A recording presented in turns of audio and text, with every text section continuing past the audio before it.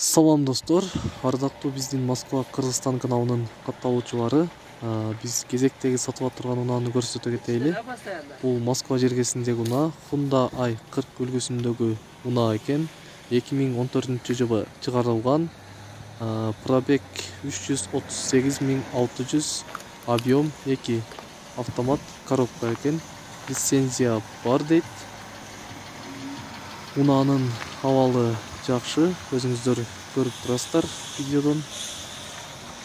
Көрүнүшү аябай жакшы абалда сакталган. Азыр сиздерге ички салонун дагы көрсөтө кетебиз. Мынакей достор, ички салонунун абалы дагы аябай жакшы деп десек болот. Баасына кызыгып жаткан болсоңуздар, баасы 700 000 рубль. Биз сиздерге описанияга жана темасына номерин жазып коебуз, эсин номерин байланышып, унааны жаккан болсо алсаңыздар болот.